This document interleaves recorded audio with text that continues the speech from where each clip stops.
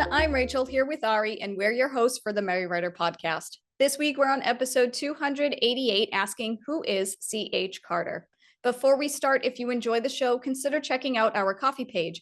You can follow the page for free as we have plenty of goodies for all. And if you're feeling generous, you can become a Merry Writer for just $2 a month.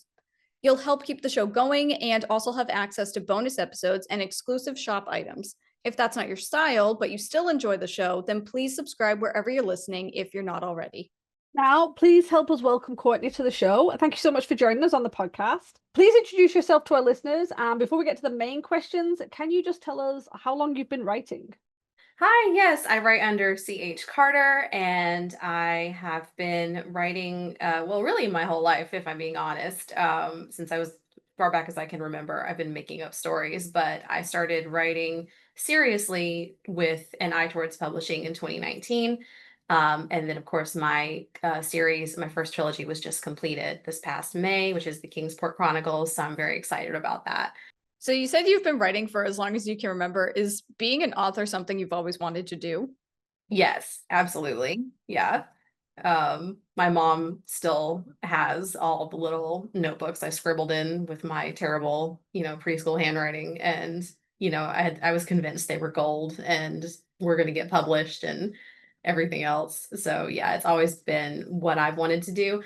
I definitely got, let more out of it in college, like a lot of people do. You start getting told, oh, you need to pick a career that's more, solid or something like that. And so now though I really had the opportunity to start focusing on it a few years ago when I started working from home.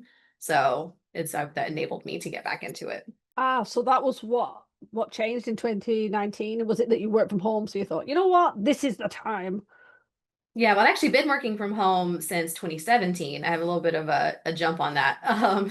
But yeah, in 2019, I had gotten settled. I had just moved to a new place and I was in my new house with, everything set up. And I was like, if I'm gonna try this, this would be a really great time to do it because now I have the time. I'm not commuting, I'm settled in at my job and I have a routine. And so that's really when I told myself if I was gonna try, that this would be a good time to do it. Working from home works wonders for routines and wanting to do things creatively. It really does. Oh my gosh, it really does. I can't imagine not working from home now. Right? I know. I don't think I could ever go back to like a typical 9 to 5 job. I think it's great that even though you kind of lost it along the way, I think we all do at one point because as you get older, you have more responsibilities and just life changes, things happen. And I'm glad that you found your way back there. So I want to ask, throughout your journey, are there any authors that have inspired you to write? Oh, yes, absolutely. Number one is Tamora Pierce, without a doubt. Her books were always my favorites as a kid, and still now, I still have all of them. They're falling apart, but I still reread them every so often. And I actually wrote her a fan letter in middle school asking for advice about becoming a writer. I hadn't yet hit that point where somebody had talked me out of it as a career. And it took several months, but she was like still answering her own fan mail at that point. She did now I think she has, a different setup for that with her team. But back then she was answering them herself. And it took a few months, but she sent me a reply and it was the best moment of my life. And she was so encouraging. And that really, really like cemented that desire for me to be a writer. And then actually when I first moved in 2019 and was getting set up, I actually found that letter because I had printed it out and saved it. And so that was almost like, oh, this kind of like a sign. Okay, yeah, I need to really give this a shot. I mean, I again was just obsessed with reading as a child, but yeah, I'd say another early author that I really admired and wanted to like emulate was Diana Wynne Jones. Yeah, I could keep talking about my favorite authors, but those are the two from an early age that really influenced me. I actually never read anything from Pierce, but my sister did when she was younger. That was her favorite author, and she read like all of the books. I think she still has them. And yeah, they're old. They're falling apart and they're old. But yeah, so I was happy that I knew who you were talking about. And I love that for you. I love that you wrote the letter and she responded. That's such a nice confidence booster. And it's always so nice to have encouragement from your hero, pretty much.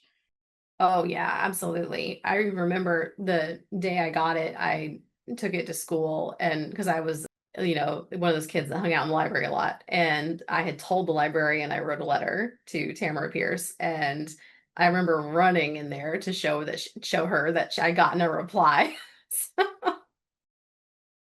That's so sweet. I love that. So I still hold out hope that I can meet her one day. So if anybody's listening who can make that happen, I'd greatly appreciate it. Would you take your letter for her to sign? Like, you get signed books. Would you take the letter and say, could you sign that?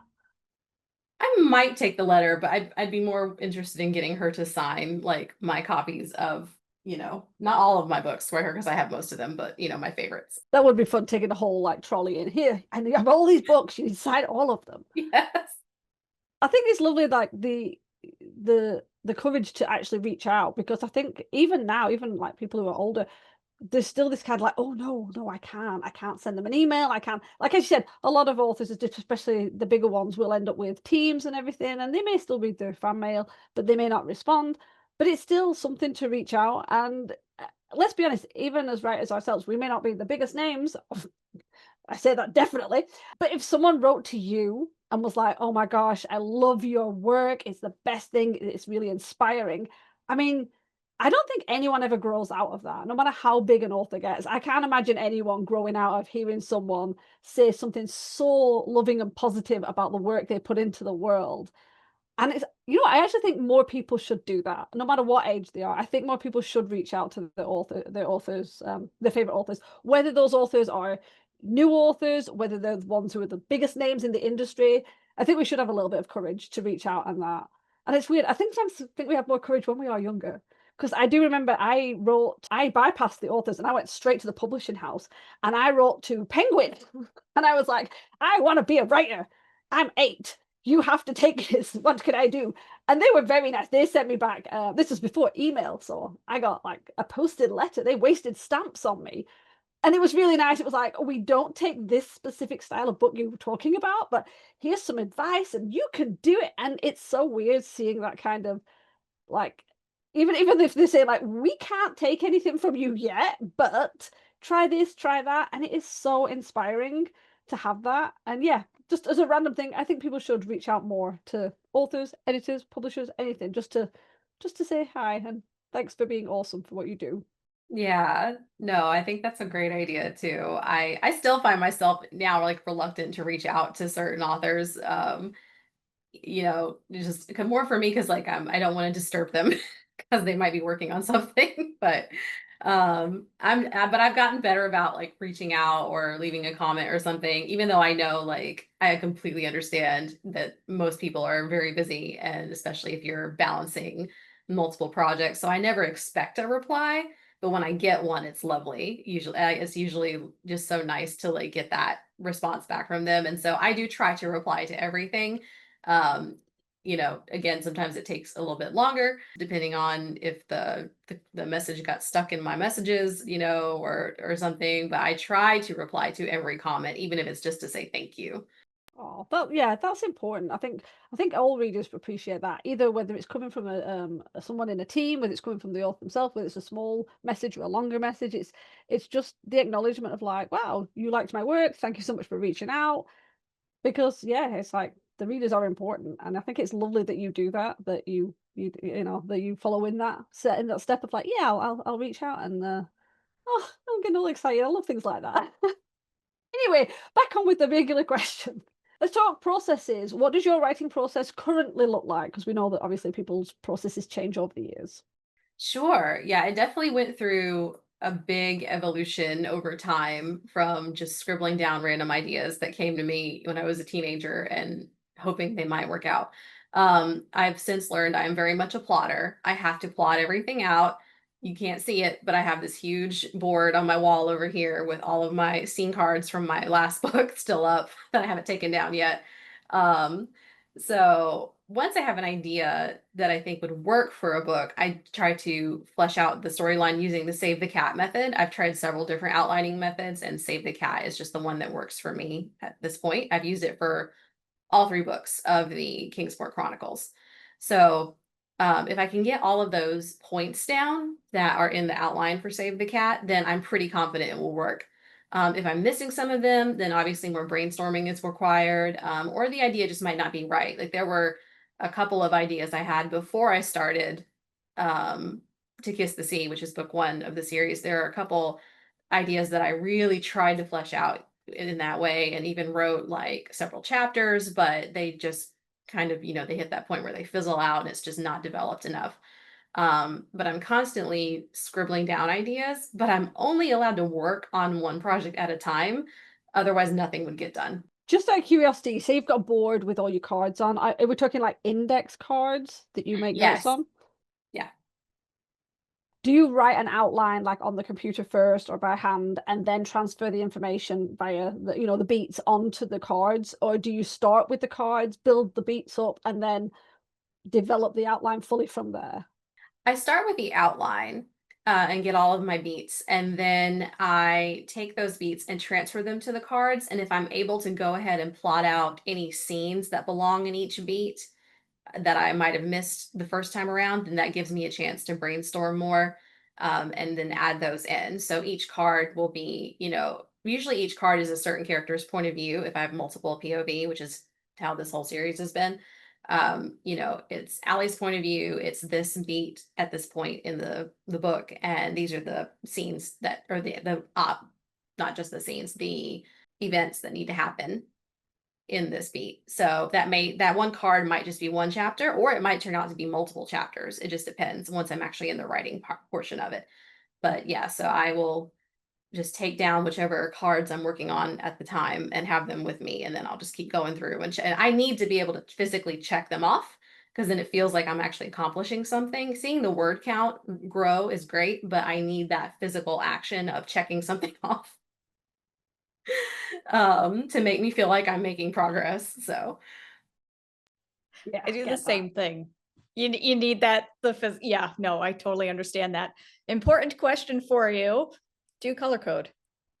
no, No, really? no, I don't color code. I've thought about it, but I'm usually so engrossed in getting all of the scene beats down and everything and the plot points that I just haven't taken the time to do it. Oh, that's fascinating. So you don't have like a different color for each character point of view or anything? No, It's just white index cards up there. it's just white index cards, and now Oh they all my have little gosh. blue slashes on them where I've used a highlighter to mark them off. Oh my gosh.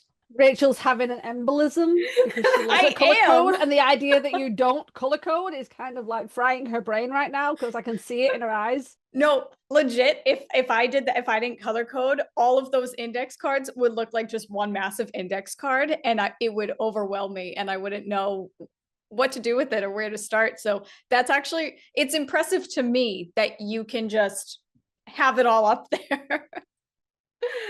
Oh my gosh. Yeah. It's I mean, I've seen some writer friends I have do color code, and I love how they have everything laid out, and I'm sure if I tried it, I'd probably like it. I just never get around to it.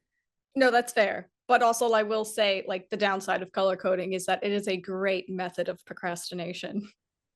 So it's kind of good in a way that you could just jot it all down and slap it up on the board and just get to work. Also, I really appreciate your discipline for only working on one project at a time, because that is something else that I just can't imagine doing. I really like, I think it was V.E. Schwab on a podcast who used this comparison. She talked about her mind as like a 5 burner stove, and she's got her pot on the front that's boiling, and that's the pot she's paying attention to, but she might have like 3 other pots in the back, and they're simmering, and those are future ideas. I do like that analogy, because that is what I have to do. I have to pay attention to the one thing. Otherwise, I will keep jumping from one thing to another and not finish any of it, because that's what happened the first time I started to try to get back into writing right after college. I just ended up with 3 unfinished ideas that never went anywhere. That has been the method that works for me, at least right now. Like in the future, if I can manage to work on more than one at a time and actually successfully finish them, then great. But right now, I just have to stick to the one thing. But if I get, sudden flashes of ideas for one of the pots on the back of the stove, I will go ahead and write it down so I don't forget. but but yeah, otherwise I have to just focus on the one thing. I like that analogy too. That's pretty good. But I would let it boil over. I would turn my back to check another pot and the thing would boil over and I'd be like, well, now the floor is all wet and my socks are wet and that's no fun. So I do appreciate that you can do that. My brain could never, but but you're not wrong. I got to ask, how many ideas do you have right now? Counting a couple short stories that I've been wanting to write, 5. Oh, you've got a big stove. Wow. Okay. I do. It's one of those restaurant style stoves. Yeah. Nice. You got one of the fancy ones.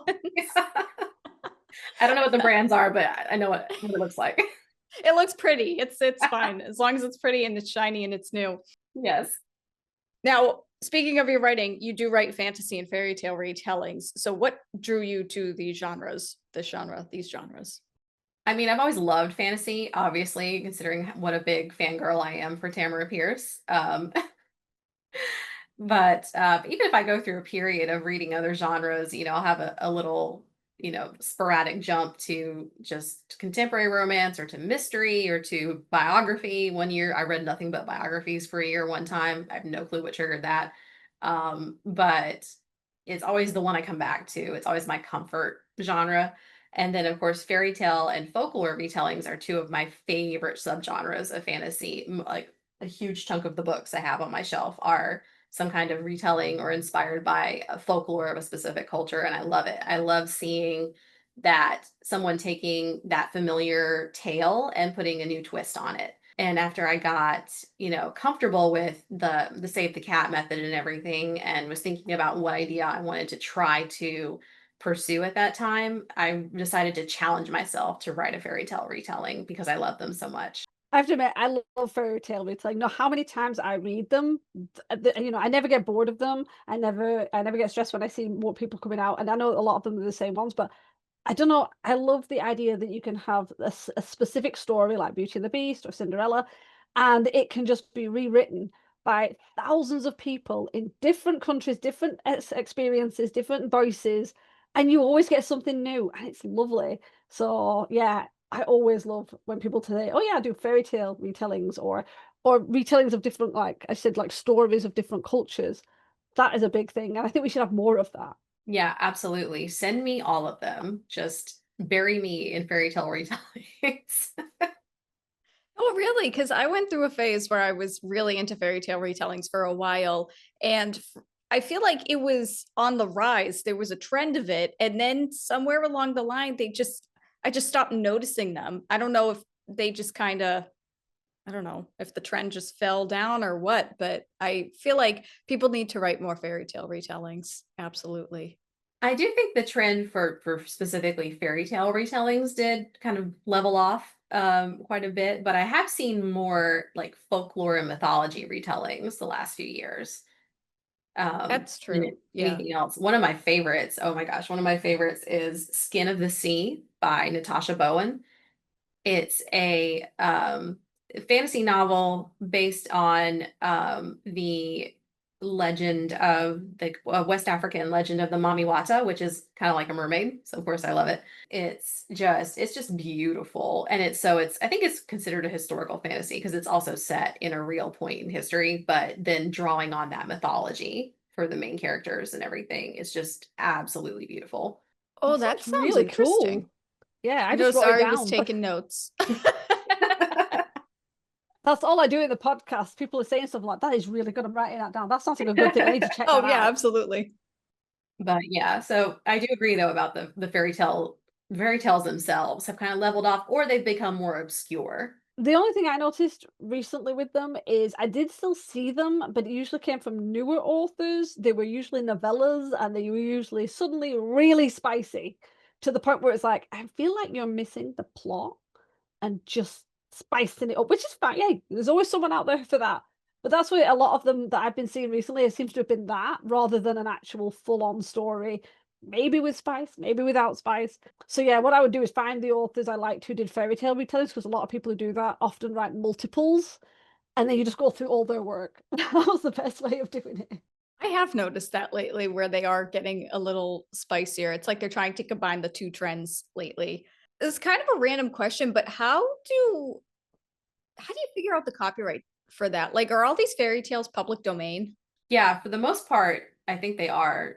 Actually, I'm pretty sure all of them are because, public domain is after you hit a certain age. I can't remember what that age is off the top of my head, but remember when Pride and Prejudice hit that certain age, suddenly there were all these Pride and Prejudice retellings, like Pride and Prejudice and zombies and everything all at the same time. People were just waiting for the public domain to go for Pride and Prejudice specifically. It always made me wonder because obviously I know like a lot of these fairy tales are from the Grimm's brothers, so it's, it has been many, many years, but Disney, for example, are still making movies of these fairy tales and stuff, and I didn't know if like Disney technically owned them, and I always thought it was like a weird fine line, and I wasn't quite sure how authors were able to write so many fairy tale retellings, but if so, it's fair game. That's great, actually, good to know. Yeah, I'm not an expert on copyright law, but I do think with Disney, it's more about the visuals. They own the design of the Yeah. characters that they've created for those fairies. Interesting. Okay. That makes That's where sense. so many people fall down. I see this a lot on Etsy because you get so many people who are like, Cinderella, it's an open concept because it's past the time. But then they'll use the Cinderella image of Disney, or like Winnie the Pooh with A.A. Milne. Obviously that went into public domain, and those images of A.A. Milne's are okay. But the Disney version of Winnie the Pooh isn't. And I think that's where so many people fall down. They just think, oh yeah, Winnie the Pooh is open. And it's like, it's this version, not that version. And the same with, I think the story might be, if Disney changed the story specifically in their version, and then you copied that, there might be some gray area. And the problem is Disney is sharp. They will come after everybody. They have been to like, some of their people have even been to like small fairs and taken down stalls. They are really tight with their copyright. So if you ever think about anything Disney, don't touch it. Do not touch it. They are scary. Yeah, don't mess with the mouse. Right. Yeah. Well, that's why I got confused because I know Disney is really strict with that kind of stuff, but having the visual part of it, that totally makes sense. Yeah, but they don't own the idea. Like those stories have been around way too long for them to own the idea. So We're going to move on to your specific stories. So you wrote the Kingsport Chronicles, which is a trilogy. How long did it actually take you to write the full trilogy? Roughly, obviously.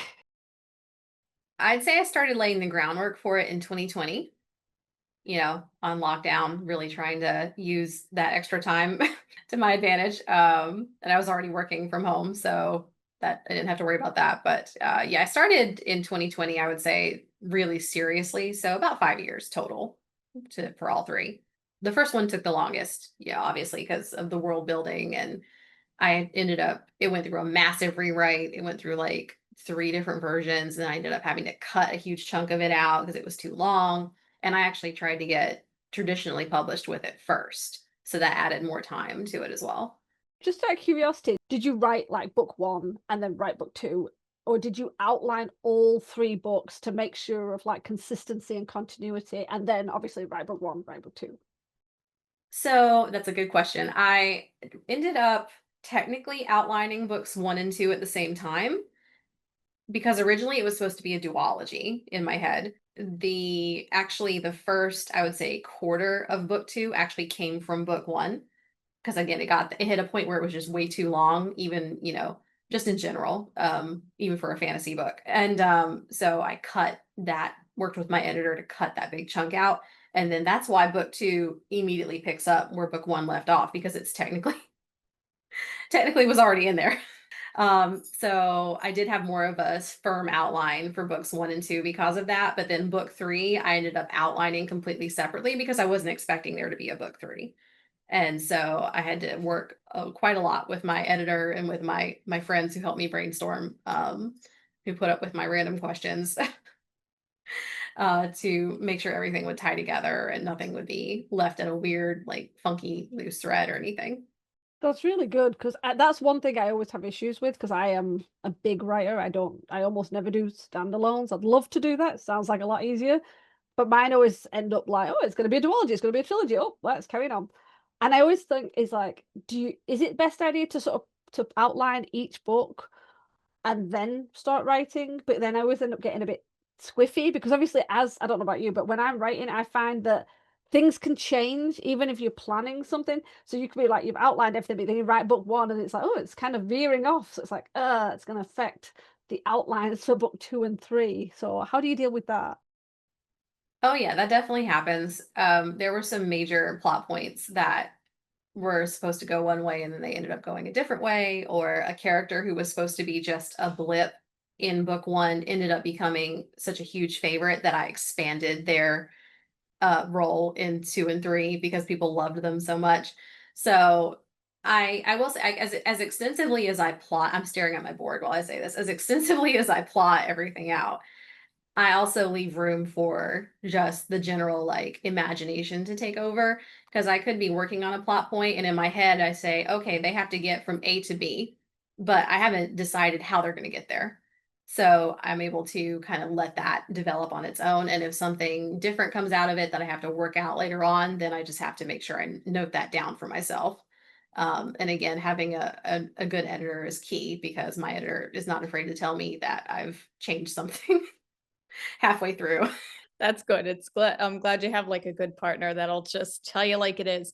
Do you update your board and all your index cards that are not color coded? Do you update that? Like if you have that you don't know how they're going to get from point A to point B, but then when you write that scene, do you also write notes about it on an index card and also stick it on the board? Sometimes, not always. A lot of them do have notes on the back where I've said, "Oh, this needs to happen differently" as I'm going through. Or I might have a brainstorm. I get my best ideas in the shower. I don't know if that happens to anybody else. I guess the act of washing your hair makes your brain just relax a little bit. So if I get a brainstorm or something, I'll run in here and write it on the back of the card in the scene that it belongs to or something. But I don't necessarily update everything. I just keep the bones or the structure of the plot points on there. You should get aqua notes for the shower. I have that. It actually works pretty well. Does it? It does. I kind of bought it as a joke and it really works. The pencil actually it's nice. Oh, I have to look into that. I like that. It's like you forget to wash your hair completely because you're writing your whole novel in the shower. That's what will actually happen. You'll remember as soon as the hot water starts running out That too. and then you get a rush. So you mentioned before that you originally tried to get book one traditionally published, but then you ultimately self-published. So, I mean, it's 2025, self-publishing has been around for a long time, but people are still trying to learn about it and figure out if that's the right route for them. So I wanted to ask, what was the self-publishing process like for you? Sure. So I actually ended up learning a great deal about publishing in general before pursuing anything. I ended up friends were inviting me mostly to several writing conferences, even when I wasn't working on something. And so I ended up sitting in on a lot of talks about traditional publishing versus self-publishing or indie publishing, all of this information, which is available for free, obviously online. You don't have to go to a conference or a workshop to learn it, but I just happened to have that opportunity where friends of mine were inviting me to go with them. And so once book one was ready, I did try for about 2 years to get it traditionally published. And I got some great feedback from agents. They were, most of the ones I reached out to, not all of them, obviously, but most of the ones I reached out to were very responsive and gave me, feedback. But it's so subjective with traditional publishing. And if that's really, really what your goal is, obviously you do have to stick with it as long as it takes, right, to reach that point. But I gave myself a deadline. I was like, if I don't get any kind of interest from an agent by this date, which ended up being almost 2 years on the nose, then I'm going to switch gears and look at if indie publishing is the right road for me. Um, And again, like I got positive feedback where they say, oh, I love the writing or I like the idea, but I'm not looking for anything with mermaids right now. Or your book is too long for a debut novel. I got told that a lot. And so, thinking about that, I wanted to get my stories out into the world. And just hit that point where I decided to switch gears. So, and by then I'd learned quite a lot about self-publishing, again, from just going to those events and then also from fellow indie author friends that I had made in the community and online and different resources online. So I had a pretty decent grasp on it. I guess I had a little bit of a leg up because I spent a couple of years just learning about it before diving into that process, but it's still a huge learning process. There are things that even now, after 3 books, I forget that I have to do on the different publishing platforms because you put a year between each book and it just flies out of your head. But yes, and since book 1 was ready to go, had been through rewrites, and I'd already started on book 2, I decided to go ahead and just release the series myself. That's awesome. I like that you gave it a try and you gave yourself that deadline, because the thing is with traditional publishers or traditionally publishing and agents, it's so time consuming because you got to reach out to all these agents, and some of them can take up to 6 months to get back to you if you get a response at all. And then once you have an agent, you have to go through the process of them trying to sell your book to a publisher, and it's just like that same process all over again. You have somebody in your corner advocating for you in your book now, so it makes it a little bit easier, but it's still just such a huge long process. And even when a publisher does take the book, it can take another year or two for it to be published. So I understand. I like that you gave yourself that deadline. It's not that you were just giving up on traditional publishing. It's not like you were like, oh, my book's not good enough, I'm just going to do it myself. Like you gave it a try and you're like, you know what, I want to get it out in the world. And I think that's great. And it seems to be working well for you in the long run. Yeah, it's been really exciting. I'm really glad in the end that I did it this way, even though I wouldn't necessarily say I wouldn't be open to like a hybrid situation in the future, possibly, but I have really enjoyed having control over specific things that you really don't in traditional publishing. I've liked having control over my release dates. I've liked having control over my covers completely and working, finding a cover designer that I love and working with her on all of those and everything else. So I have enjoyed that aspect of it, even though it's a lot more work and you are your own art department, you are your own marketing department and all of that, which isn't always fun. And I need to do better about the marketing. But but yeah, I'm really glad that it did work out that way in this instance because there's so much work that went into this series. But it's been very, very educational and I still make mistakes. But I've built myself a fantastic team with my editor, my cover designer, and people like that, my beta readers. And so I'm really proud of how they turned out, considering that I didn't have any help from a, traditional publisher in that sense. Yeah, you should be proud because it's a huge job to do all of that. And I think it's important, especially when self-publishing. I know there's a lot of stigma behind self-publishing, but when you do it yourself and you take that time to learn about the process, I feel like it makes you a better writer in the long run. It makes you a better business person in the long run because you really understand the work that goes into it. Like it's not just writing the book. There's so much else behind the scenes that goes on. And I think that's important for all writers to learn about. I think it was interesting, one of the things you said about how you received feedback that literally said, this is a great book, great idea, great concept, but we're not looking for XYZ right now. And I think there's so many, that's something that's just not mentioned as much whenever people talk about traditional publishing versus self-publishing, that is actually a thing, that if something is trending in other publishing houses, then a lot of times, smaller publishing houses, they follow through with the same thing. Sometimes they'll even take on books with stories that are similar to ones that they've got authors out with already, like similar themes, to almost suppress it because their current author is bigger and they want that to go ahead. And it's not just about how good your book is, how strong your story is, your characters, or even if you've got like fan base behind you. It comes down to what is working for them, what they're looking for. and you can just be out of luck. And it really is quite upsetting when you realize how much effort and strength and passion you put into a project, and they go, wow, this is great, but we're not looking for it right now. Maybe in 2 years, when it comes back around, that's, that becomes a thing. And you think, that's so sad that that can be such a block to stopping you from being traditionally published. And I've even heard nowadays a lot more agents don't even want people to reach out. They're literally scouring the internet for self-published authors to see how well they're doing. And then they hop on and go, oh, you're doing well. You've got a good following. You're doing great. How about I represent you and get you a traditional deal? And that's what it seems to be going these days.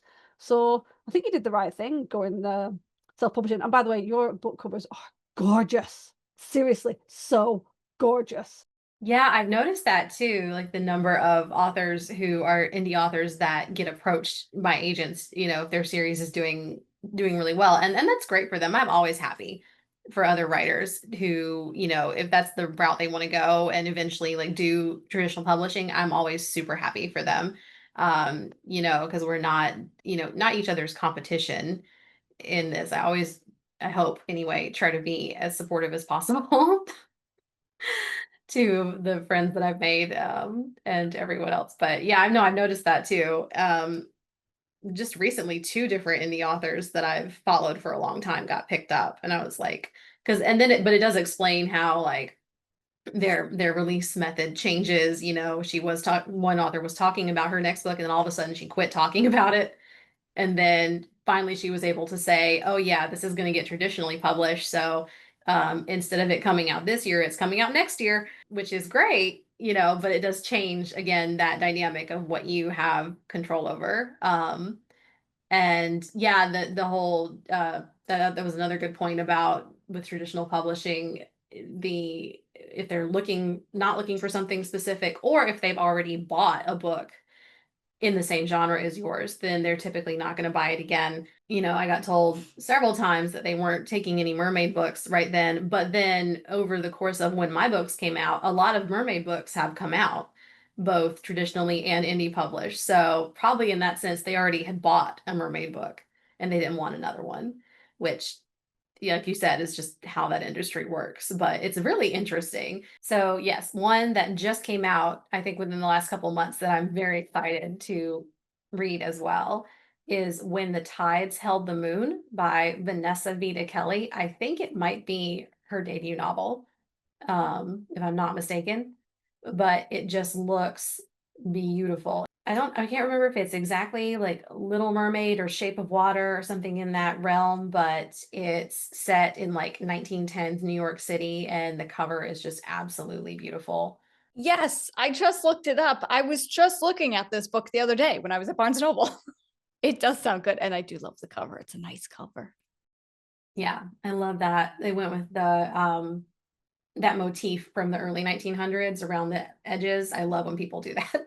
No, it is. It's gorgeous. I've just looked at it myself. I'm like, yep, that's going on the list. And I love how my covers turned out. Like every time someone says they love the covers, I get just so happy because Sandra at Maldo Designs did the most amazing job and dealt with me like doing that for the first time, and can we try this instead, questions. But that was the result. So I love it. I mean, it was when we first saw it on your website, when we were, looking you up before the podcast. It was the first thing Ari and I said to each other. We were like, "Oh, those covers are gorgeous." And I don't have a picture yet of it on the website, but if you have all three of them next to each other, they form an image on the spines. I love that. I love it when series and Perfect. trilogies do that. Yeah, that was amazing. That was Sandra's idea. I can't take credit for that, but I love it. Well, Sandra's amazing. That's what you want. You need a good cover artist. You need a great editor. All this thing, because even if you're self-published, you've still got a team. You have a team, whether it's your beta readers, your editor, your cover designer, your formatter. We might write the book alone-ish, because again, we sometimes brainstorm and talk to other people. But you do need your own little team to get it out there, and it's so important to find the right people who can support you. Absolutely. My acknowledgments pages are always like 2 pages long because I have so many people I have to thank. I like that. To be honest, I'm one of those people that like to read the acknowledgement page. I read everything. It's like you go on to when you buy something from Amazon, which I try not to do these days, and for some reason it always drops you on an ebook to the first page. I always have to go back to see everything else. I want to read the dedication. I want to look at the map. I want to see the everything. It annoys me that it just goes here's the story. It's like, whoa, I want all the front matter. I paid for the book. I want everything. Yes, I love a good dedication. That's one of my favorite things. Okay, last question. Since you finished your trilogy, do you have any new novel ideas that are now in the works? Yes, I've to borrow V.E. Schwab's metaphor again, I've pulled one of the pots up to the front of the stove. I'm gonna be thinking about that all day now. I'm taking the summer off, like June, July. I'm taking the summer off, but then in August or September, I'll start outlining my next book, which is going to be a standalone historical fantasy. Technically, it has a title, but I haven't announced it yet. So the working title is Project Staircase.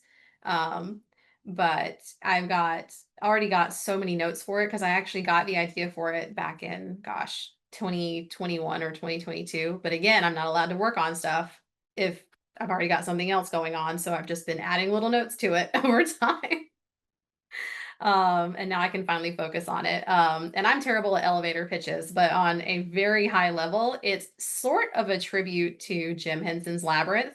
It's not what I would call a retelling, but that's one of my all-time favorite movies. And this book gives me the same kind of mental images like I have from that film personally. And so it's basically it's about a woman who can see how much luck people have, a demon who's been cursed to run a hotel in upstate New York, and a very snarky mini goblin who likes to make trouble. Loving the sound of this, by the way. Seriously, loving it. And yeah, basically she takes a job as the night clerk at the hotel. And it doesn't take her long to figure out that not everything is as it seems, especially once the clock strikes midnight. So that's all I can say about it. But I love that. That sounds intriguing. I'm very excited. And it's going to be, it plans to be a standalone, unless again, I write too much and I have to split it up. But that's the plan, is to do a standalone. And I'm very excited. I love research. I'm so excited about the research because it's set in 1899. So Art Nouveau, turn of the century, Gilded Age, upstate New York, like after the Great Migration and everything else, post Civil War. I've got so much research to do, but I'm very excited. I love doing the research too. That's always like my favorite part of the outlining process. And it must be pretty refreshing for you to finally get a chance to work on it if this has been sitting in your brain since 2021. Yeah, absolutely. I'm ready to go. I have my Spotify playlist ready. I am ready, but I'm also making myself take a little break. No, I think that's a good plan because we all need those breaks from time to time, or else your brain is just going to fry, and that's no good. The stove is filled with pots, not frying pans. That's right. That's good. I like that. Are you actually, when you say taking a break, are you going anywhere, or are you just taking the break at home and just like, don't touch it, don't touch it? Or are you taking a break away and getting a nice clean refresh? Right now, just taking a break in general at home, and taking care of some, all those little things that you put off that need to be done around the house, and things like that. And I do want to plan a couple trips though, because I would love to go like actually see one of the hotels in New England that was built around that time frame that I'm working from, and maybe stay for a couple nights and get the feel for it. I would love to do that. So I don't know if I'll get it done this summer, but definitely by the fall. That would be really interesting. I hope you get the chance to do that. Thank you. Courtney, thank you for that little tidbit. And it's been awesome having you on the podcast. This has been a lovely conversation. But before we go, will you please tell our listeners more about yourself and your trilogy? Yeah, absolutely. So like I said, I'm a primarily fantasy author, had a lifelong love of the genre in all its forms. Again, my biggest inspiration was that letter to Tamora Pierce and getting a reply.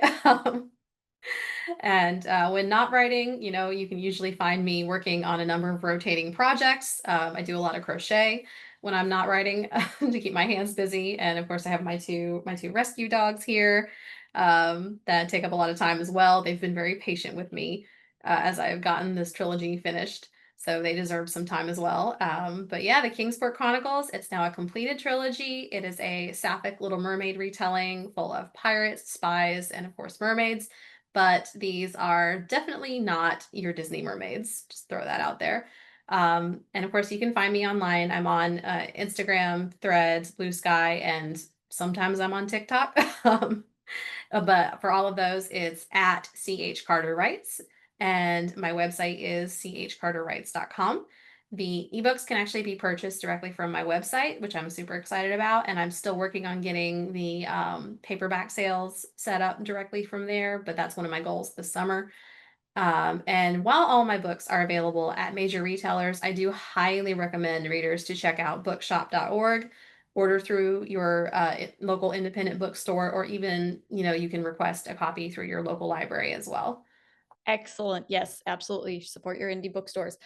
All of Courtney's links will be in the description below. Again, thank you so much for joining us on the podcast. I do have one final question for you that I meant to ask before all of that. Coffee or tea? Coffee in the morning, tea in the afternoon. Oh, That's a tie. Oh, That's a tie. that's That is a tie. I'll give No claiming You're that the first one. person to say both. I don't think we didn't plan for this. I think we Not both get kidding. one on the chart. We get one both on the chart. We can each get one. Yes, I'll There you add go. it to the chart. Don't worry. Everybody wins, but I'm not kidding. Every morning coffee, every afternoon tea. I think So that's a good. lovely routine, actually. Thank you for keeping the peace today. No problem. With that said, we're going to turn it over to you guys. Please give Courtney a shout out in the comments and let her know your thoughts on her work. And do go check out her work, not necessarily in that order. Check it out first. Remember, we release a new episode every Wednesday. Next week, we're discussing writing a serial. So to ensure you don't miss it, hit the subscribe button on your way out. As always, thank you for listening to the Merry Writer Podcast. We'll see you next week. This podcast is brought to you by Another New Notebook, just because. The music titled Inspired is by Kevin MacLeod, licensed under Creative Commons 4.0.